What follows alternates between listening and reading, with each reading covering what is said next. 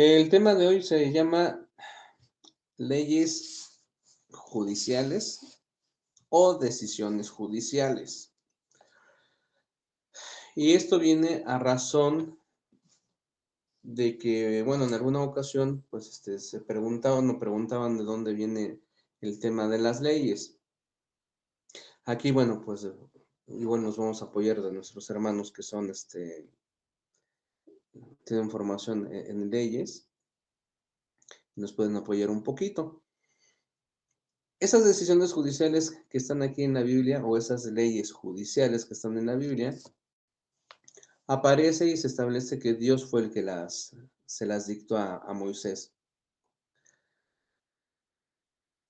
Aunque históricamente y en registros se tiene que en el Código de Hammurabi son los primeros registros judiciales, pues no nos vamos a meter ahorita con el Código de Hammurabi, porque puede ser un poquito más complicado el tratar de entender esas situaciones, porque además, bueno, hay que entender que las necesidades y formas de llevarse en la antigua Mesopotamia eran distintas a cómo se llevaban los hebreos.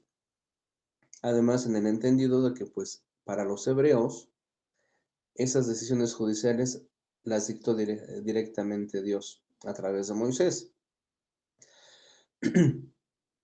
Y bueno, pues vamos a entender qué es una decisión judicial.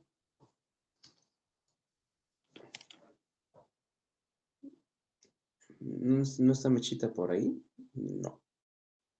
No, a ver si no la veo. Bueno, entonces se conecta Olayo, ¿verdad, Rocío? Ok. ¿Qué es una decisión judicial? Una decisión judicial está relacionada con el dictamen o resolución emitida por el Poder Judicial.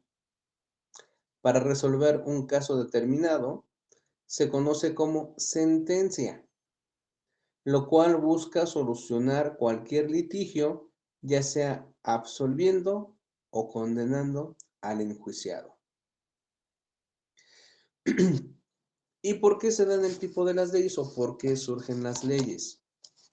Básicamente las leyes surgen para mediar las relaciones entre individuos, para establecer como un punto medio entre lo que es más equitativo para ambas partes. De ahí el tema de que, bueno, ¿qué es lo justo? Pues bueno, lo justo puede ser algo determinado para ti, pero no para otra persona. Entonces lo que se hace es establecer un punto medio. Ahora bien, lo que nosotros vamos a ver aquí, vamos a trabajar básicamente es con el libro de Éxodo y de Levíticos.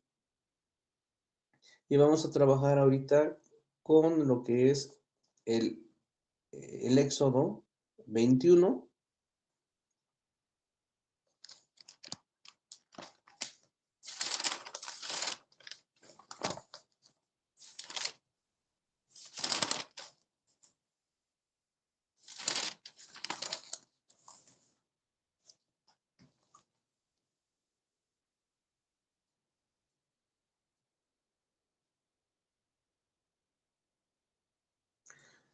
Éxodo 21, básicamente vamos a leer todo, o sea que nos vamos a ir de uno o dos textos. Si observan, Éxodo 21 está inmediatamente después de Éxodo 20, donde en Éxodo 20 se manejan lo que son los 10 mandamientos. Y si le damos una leída rápida a lo que es Éxodo 20,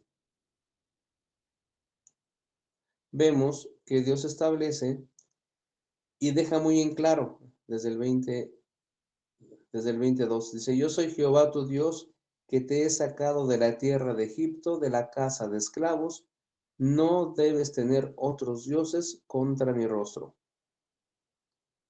Que ese sería el primer mandamiento ya establecido ante los hebreos.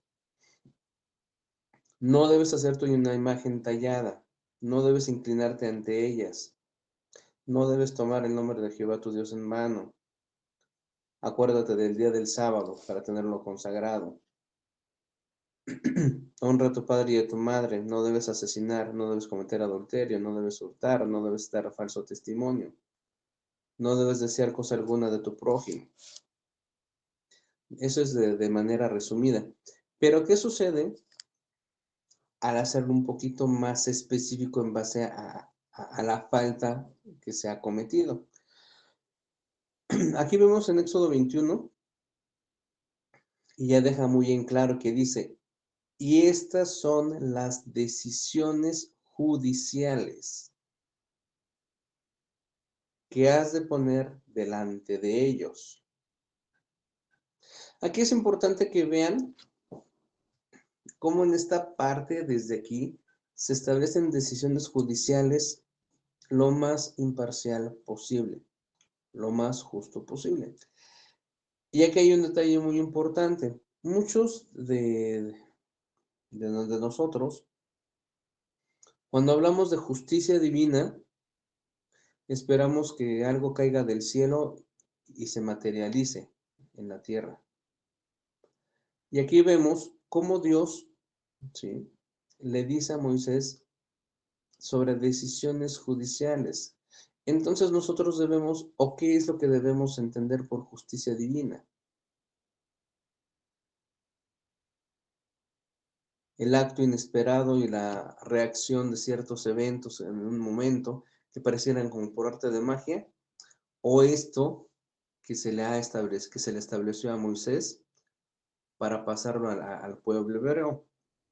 Dice, y estas son las decisiones judiciales que has de poner delante de ellos. Y a continuación, aquí hay un detalle muy importante porque habla de la esclavitud. Hoy en día la esclavitud existe, es legal, es viable, está bien vista, es justa. Entonces se observan, dice, en caso de que compres un esclavo hebreo, será esclavo 6 años, pero el séptimo saldrá como persona puesta en libertad sin pagar nada. Si entra solo, solo saldrá. Si es dueño de una esposa, entonces su esposa tiene que salir con él.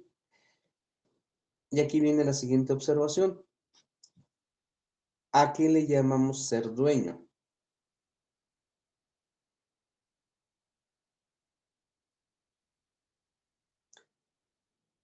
¿Tú de qué eres dueño? Digo, porque ahorita ya estaríamos hablando que en estos tiempos, si se le dice a una esposa, yo soy tu dueño, ¿qué es lo que te va a contestar?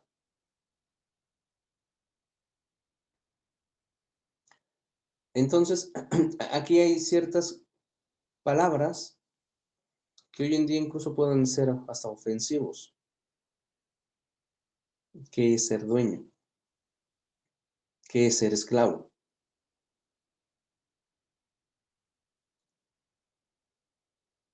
Y aquí pues debemos nosotros tener mucho cuidado cuando tratemos de comunicar este conocimiento o esta información, porque si decimos tajantemente, es que los esclavos, bueno, se supone que aquí en México ya no existe la esclavitud. Si alguien de ustedes le dice a su esposa, es que yo soy tu dueño. Ah, ¿eres mi dueño? Ajá, ¿cómo no? A ver, es de cómo nos toca. Entonces, son ciertas palabras que debemos tener cuidado. Dice, si entra solo, solo saldrá. Si es dueño de una esposa, entonces su esposa tiene que salir con él. Si su amo le da una esposa y ella efectivamente le da a luz hijos o hijas, la esposa y sus hijos llegarán a ser de la amo de ella y él saldrá solo.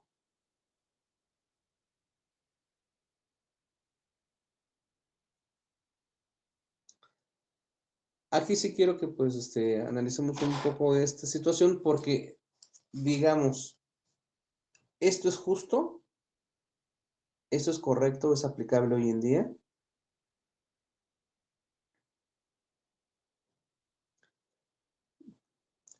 ¿Quién de todos nosotros como empleados, si es que pasamos el texto de esclavo a empleado, dejaría a sus hijos al patrón, a la empresa?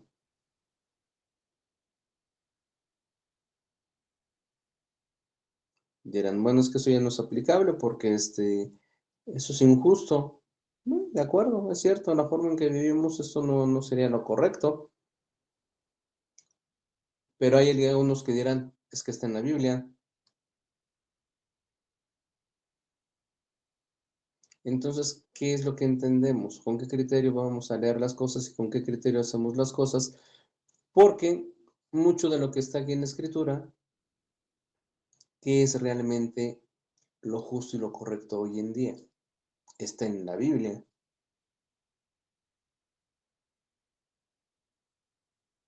Y como se nos ha enseñado a ser obedientes, pues, ¿cuántos no pudiéramos caer en esa situación de que, bueno, pues es que está en la Biblia, es lo justo, es lo correcto, pues tengo que dejarle mi esposa y mis hijos a mi patrón? Hay que tener cuidado con las cosas que están escritas y también con qué criterio lo estamos haciendo. Pero si el esclavo dice insistentemente, realmente amo a mi señor, a mi esposa y a mis hijos, no quiero salir como persona puesta en libertad, entonces su amo tiene que acercarlo al Dios verdadero y tiene que ponerlo contra la puerta o la jamba de la puerta, y su amo tiene que agujerearle la oreja con un punzón, y él tiene que ser esclavo suyo hasta tiempo indefinido.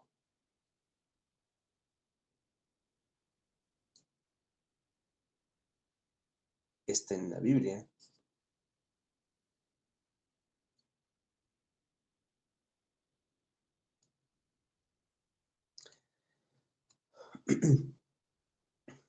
Y nosotros hoy en día eso lo sentimos que es correcto. Oye, quiero mucho a mi familia. ¿Cómo me voy a ir y dejar a mi familia? Ah, bueno, ok, pues entonces, pues retengo a tus hijos y a tu esposa y pues te obligo a que regreses, a que te mantengas aquí, a que permanezcas. No me quiero ir. Ah, ok, entonces tendrías chance de tener libertad. ¿Seguro que te quieres quedar por ellos? Que sí. Ahí está la marca en la oreja.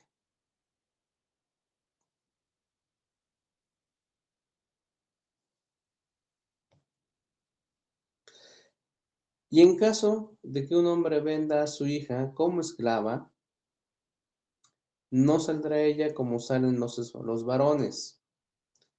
Si ella es desagradable a los ojos de su amo, de modo que no la designa como concubina, sino que hace que sea redimida, él no tendrá autoridad para venderla a un pueblo extranjero al tratar con ella traidoramente. Y si es a su hijo que la designa, ha de hacer con ella conforme al derecho debido de las hijas. Si él toma otra esposa para sí, no han de ser disminuidos el sustento de ella, ni su ropa, ni su débito conyugal. Si él no quiere darle estas cosas, entonces ella tiene que salir sin pagar nada, sin dinero.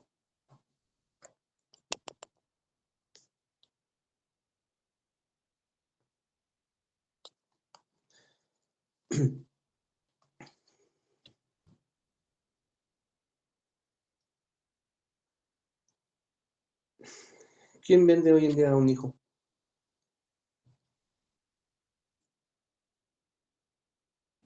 En los pueblos indígenas tienen usos y costumbres en los que todavía venden a las hijas aquí en México, en la República Mexicana.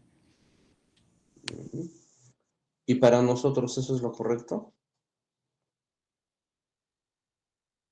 ¿Por qué no? Es como ahorita les menciono. ¿Por qué no? Si está en la Biblia. O sea, fíjate que, el detalle tan interesante que aquí tenemos. No vender a una hija a cambio de nada, o darla como esposa a cambio de algo. el tema de obligar al empleado, obligar al esclavo, a que se quede a trabajar contigo de forma indefinida por retener a la esposa y a los hijos. Y fíjate que hoy en día, aunque no se ve de forma tan directa y de forma tan tajante como lo tenemos aquí, todavía se sigue usando esto de, de retener al empleado, retener al esclavo, por no dejar a la familia abandonada.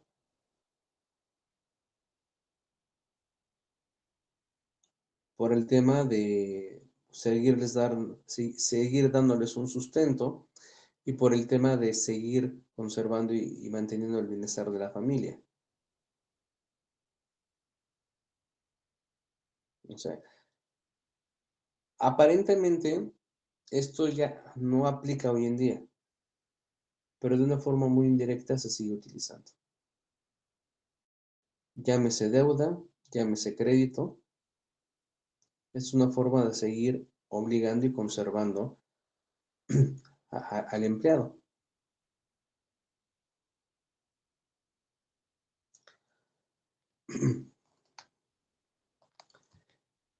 Y dice, si ella es desagradable a los ojos de su amo, de modo que no la designa como concubina. Vean nada más el tema de que, pues si a él no le gusta, no la ve con bonitos ojos, no la va a tomar como concubina, sino que hace que sea redimida. Él no tendrá autoridad para venderla a un pueblo extranjero al tratar con ella traidoramente.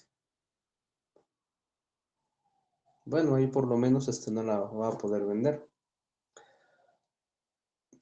Y si es a su hijo que la designa, ha de hacer con ella conforme al derecho debido de las hijas. Y si él toma otra esposa para sí, no han de ser disminuidos el sustento de ella, ni su ropa, ni su débito conyugal. Aquí en esa parte me llama mucho la atención porque a pesar de que la joven no la pueden tomar como concubina o no la agrada como concubina, la entrega al hijo como esposa.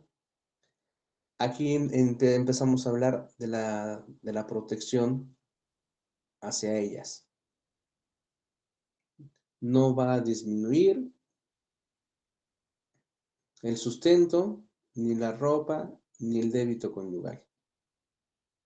O sea, ya se empieza a hablar de una protección. Y dice, y si él no quiere darle esas tres cosas, entonces ella tiene que salir sin pagar nada, sin dinero. Obtendría su libertad y saldría de esa casa o de esa familia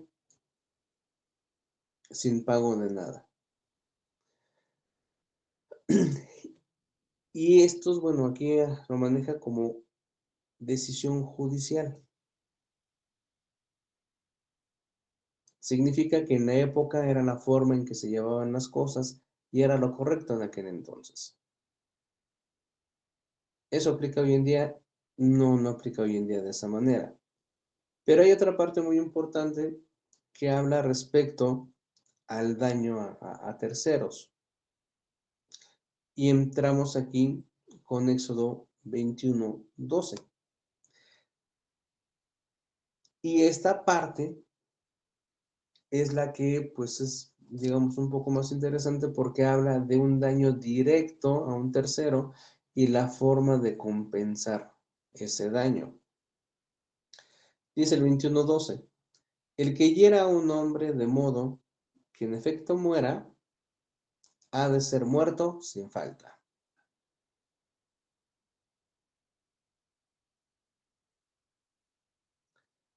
Entonces, digamos, bueno, eso es lo justo, es lo correcto. Es que también es muy difícil de esta manera. Por eso cuando mencionamos y hablamos en el Nuevo Testamento de que es muy dura la ley y aquellos que siguen la ley, porque la ley es dura.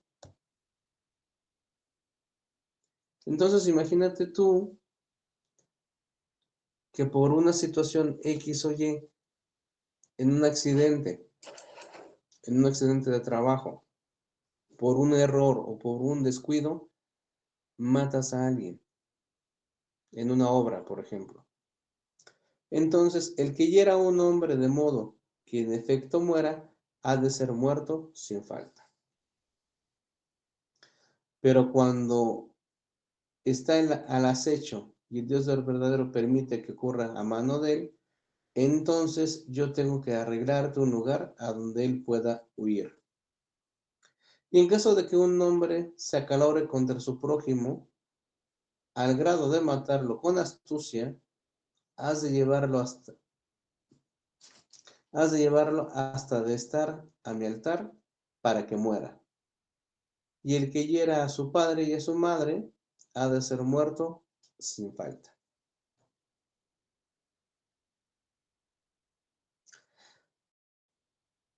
¿Qué pasaría hoy en día si se aplicaran esas leyes tal cual aparecen aquí?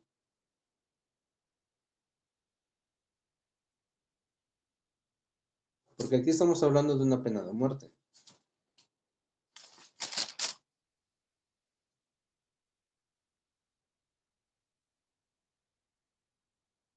¿Qué sucedería?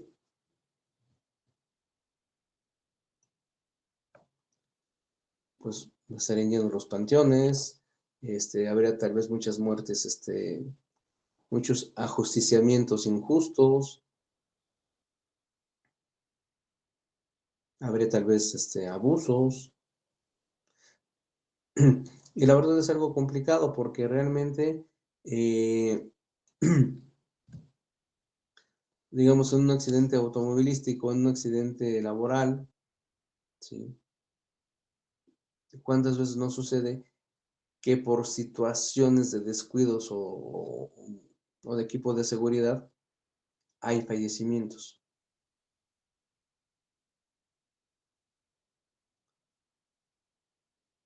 Por ejemplo, el siguiente que dice aquí, el 16.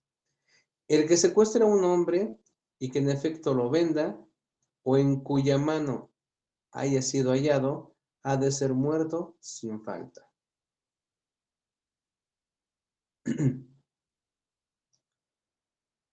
el caso de los secuestros.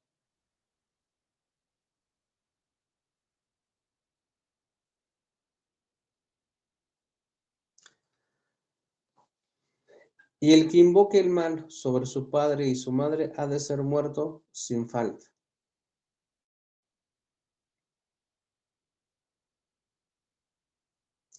Digo, aquí, ¿cuántas veces no hemos visto que un pequeño, un jovencito, un niño, contesta de manera inapropiada a sus papás?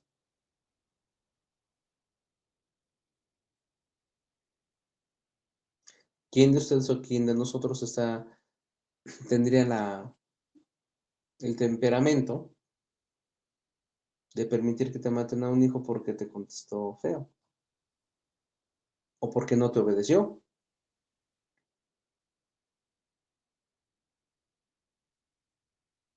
Ahora, hablamos de un jovencito. Hablemos entre adultos. ¿Quién de ustedes ya como adultos, con 50, 60, 70 años de edad, que por defender su forma de pensar y de hacer las cosas, le contesta a su papá o a su mamá? Imagínate, obediencia absoluta, porque si no, te matan por contestarle a tu papá o a tu mamá y tratar de defender tu punto de vista. Ya tienes 50, 60 años de edad, imagínate.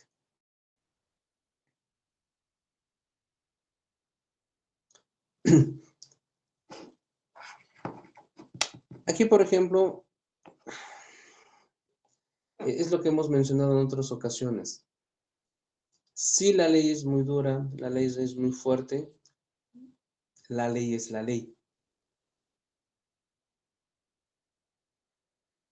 El hecho de que vino el Señor Jesucristo y nos permite, nos da esa flexibilidad de poder empezar a tener un criterio y desarrollar conciencia, precisamente porque observar la ley es muy, muy, muy complicado.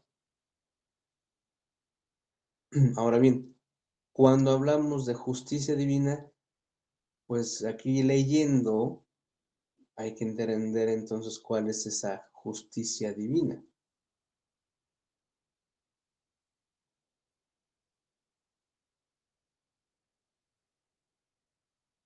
¿Qué es lo que tú estás tomando como justicia? ¿Qué es lo correcto para ti? ¿Por qué razón? De hecho, el mismo Señor Jesucristo dijo que después de mí ustedes harán cosas más grandes y sorprendentes y maravillosas. Dice, pues sí, yo nada más quiero imaginarme esto hoy en día si lo aplicáramos realmente.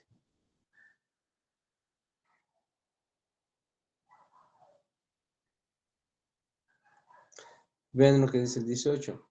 Y en caso de que unos hombres se pongan a reñir y uno efectivamente hiera a su prójimo con una piedra o un asadón y éste no muera, pero tenga que quedarse en cama, si se levanta y va andando fuera sobre algún sostén suyo, entonces el que lo haya herido tiene que estar libre de castigo. Dará compensación solo por el tiempo que se haya perdido del trabajo de aquel hasta que lo tenga completamente sanado.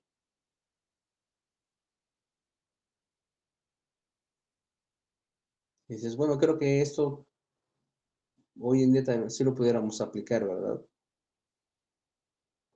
Lo lastimaste, lo lesionaste, bueno, le das una compensación por el tiempo que esté lesionado. Pero hay otra situación. ¿Se acuerdan que antaño antes se decía que en un accidente sería más barato liquidar a un muertito que estarle compensando o estarle pagando de por vida su salud?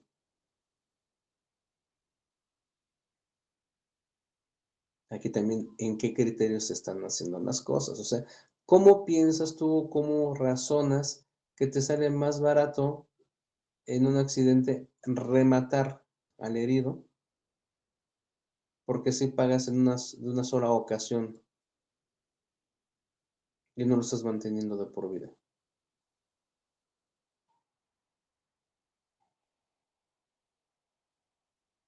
¿Con qué criterio o con qué juicio se piensa de esa manera?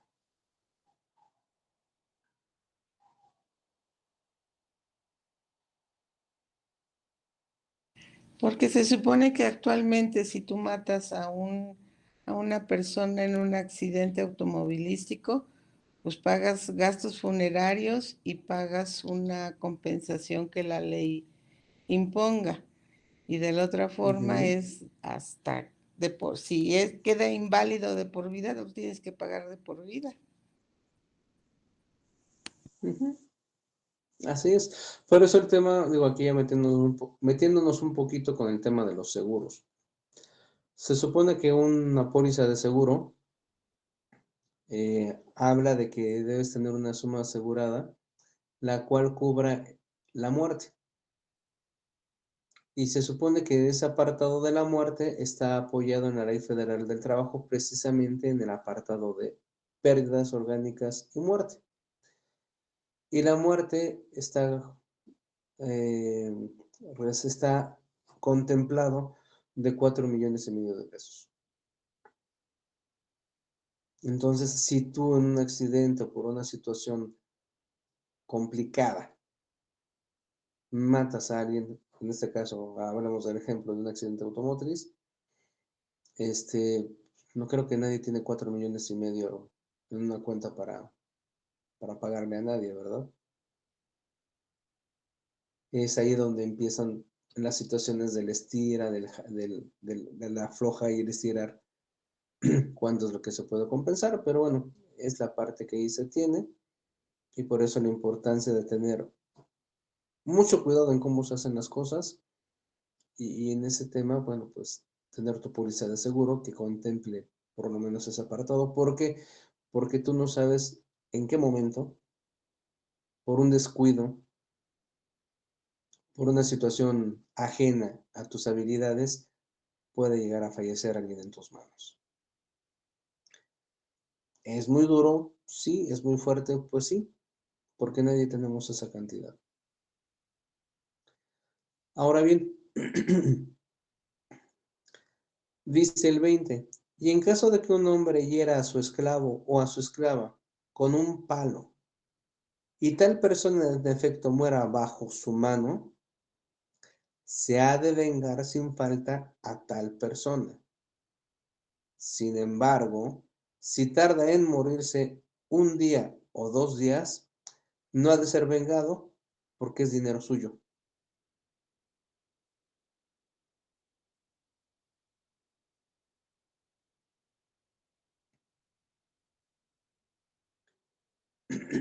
Y eso sería digo, para nosotros hoy en día eso sería justo. A fin de cuentas está muriendo, y está muriendo por una herida que tú le provocaste.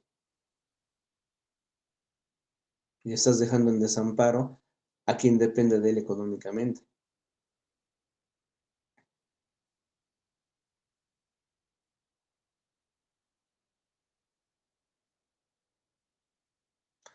A lo que voy con ese estudio, con algunos estudios que hemos tratado, es básicamente el comprender y el desarrollar esa conciencia de lo que es justo.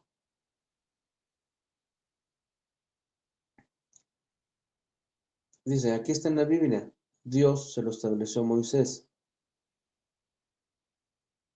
Es muy duro, suena hasta injusto.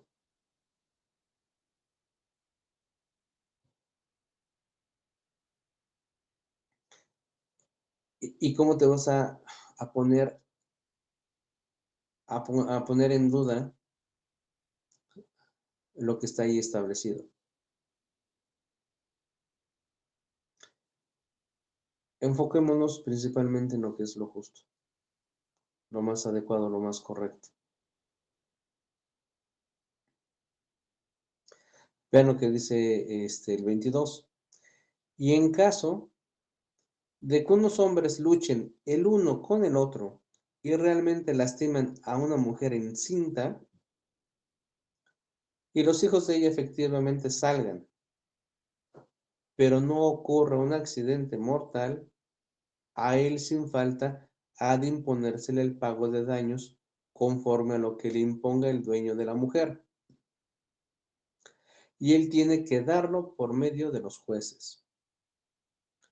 Pero si ocurre un accidente mortal, entonces tienes que dar alma por alma, ojo por ojo, diente por diente, mano por mano, pie por pie, marca candente por marca candente, herida por herida, golpe por golpe.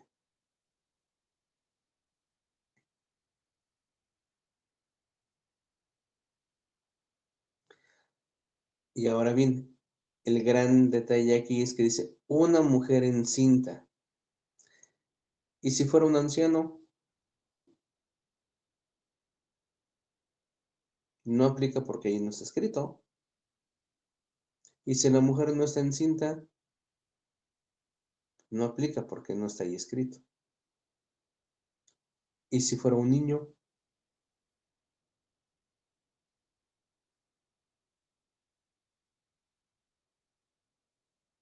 tampoco aplicaría porque no está ahí escrito.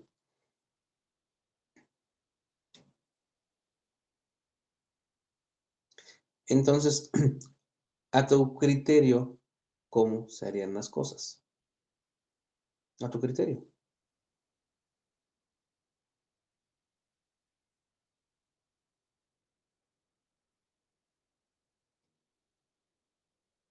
Ya la libré porque no está escrito.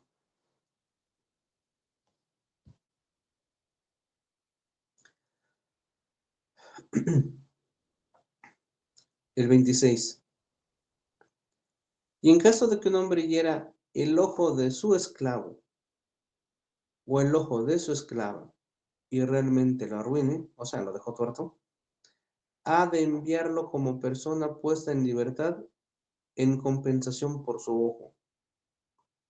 Y si es el diente de su esclavo o el diente de su esclava lo que la hace saltar de un golpe, ha de enviarlo como persona puesta en libertad en compensación por su diente. A ver, aquí entra la duda. ¿Por qué recibiría un golpe y de qué magnitud es el golpe para sacarle un diente?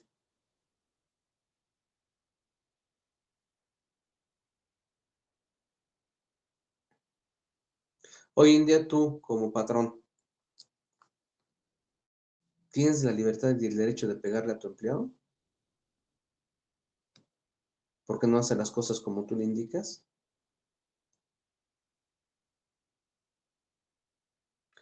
Hoy en día, ¿qué sucede con aquellos patrones que son golpeadores y abusivos?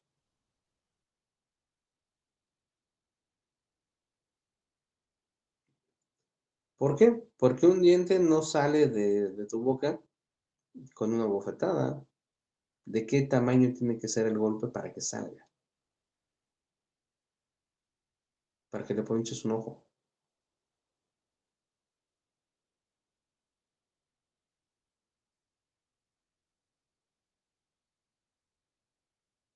Hoy en día, es a lo que voy. Las leyes que tenemos hoy en día son más justas, más imparciales o son prepotentes.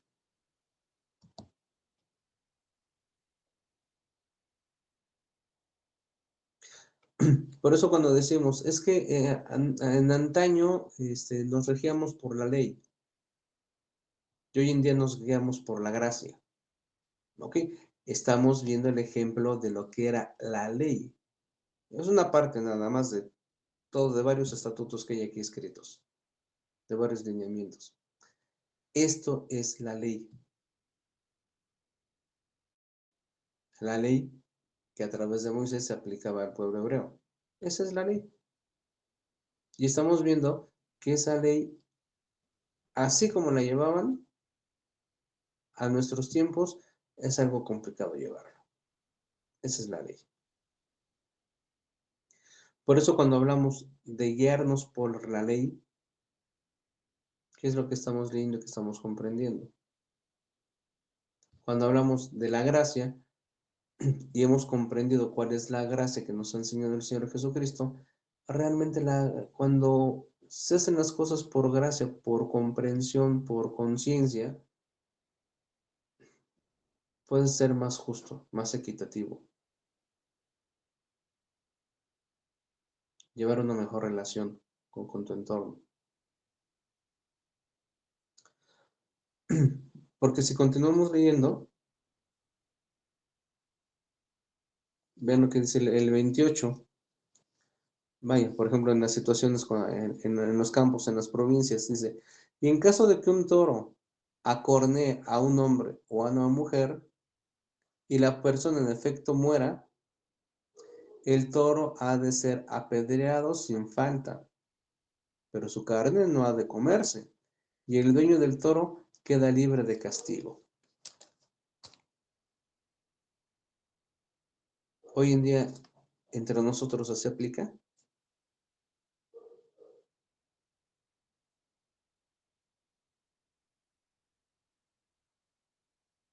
En la lógica que hoy manejamos, si un animal lastima a alguien, el dueño del animal es el que tiene que responsabilizarse de esas compensaciones. ¿O no es así hoy en día?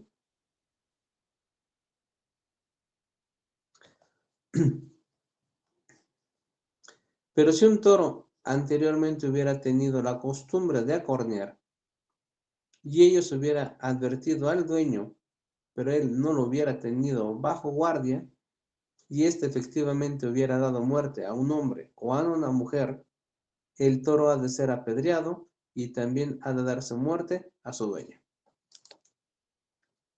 Aquí ya nos vamos al otro extremo.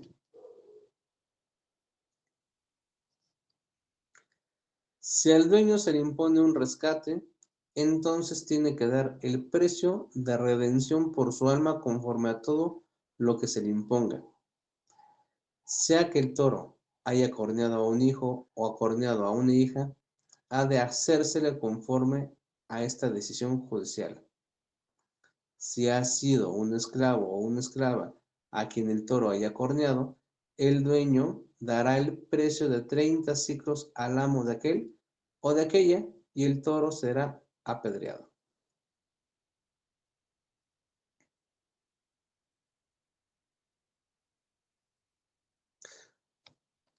Creo que en este caso sería bueno ver las leyes que tenemos hoy en día y comparar cómo se compensan estos daños hoy en día.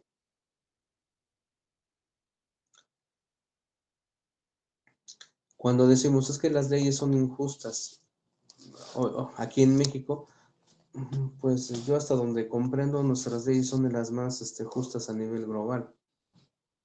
El problema es de que no se llevan adecuadamente.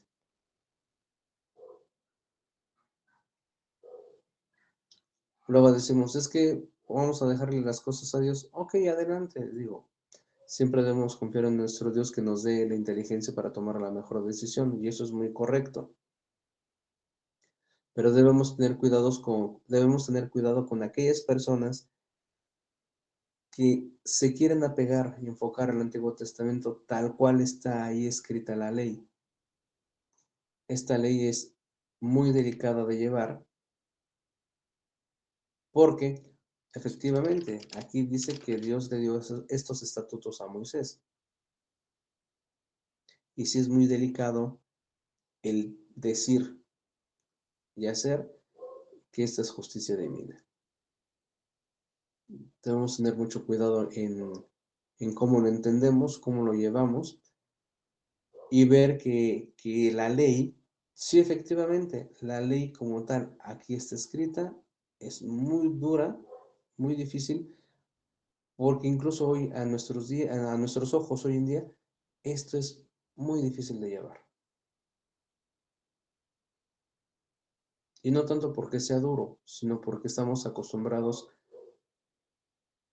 a llevar las cosas de otra manera. Digo, hoy en día si un animal, un toro, hablando del ejemplo del toro, mata a alguien, aunque ya se le haya advertido al dueño del animal que ese animal es peligroso, no matamos al dueño del animal. Pero sí buscamos que pague por los daños ocasionados por su animalito. Y no nos cobramos con la vida de esa persona. Por ejemplo, en el tema del secuestro. Aquí en el tema del secuestro, que es algo indignante el quitarle la libertad a alguien, y en quitarle esa libertad, quitarle la vida, sí creo yo, en las leyes que tenemos hoy en día, hacerlas un poquito más duras, más estrictas. De hecho, el tema de la indemnización de 4,5 millones, si por ley de entrada, toda persona que mata a alguien, de entrada, indistintamente la forma en que haya ocurrido el asesinato, tiene que indemnizar con 4,5 millones. Imagínate aquella persona que por gusto o placer lleve 10 muertos. Está obligado a pagar esos 4,5 millones por cada uno de ellos. Debería de ser así, desde mi punto de vista, una manera de obligar. Entonces, si no tienes para pagar, ahí se te aplicaría otro tipo de sanciones. Es que el golpe es muy fuerte. Sí, efectivamente, los seres humanos no aprendemos de otra manera más que a base de golpes. Y el golpe más fuerte que recibimos hoy en día es en el bolsillo. Imagínate aquellas personas que llevan en su lista unas 100, 200 muertes. Obligarlo a pagar 4 millones por cada uno de ellos.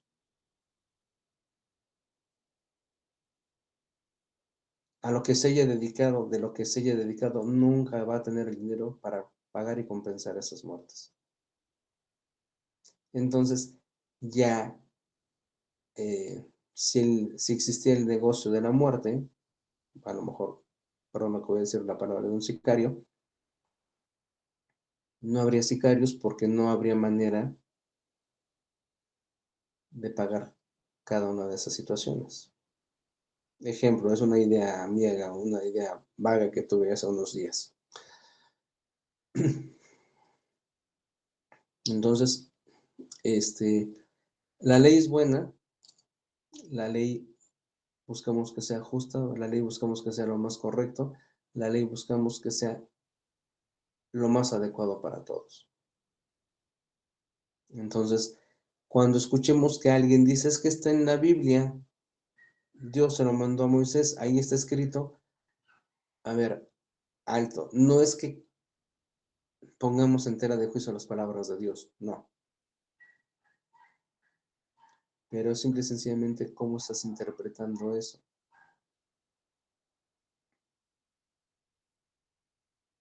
Entonces sí, tener cuidado en el cómo llevamos y entendemos lo que está aquí escrito. Ya está con ustedes.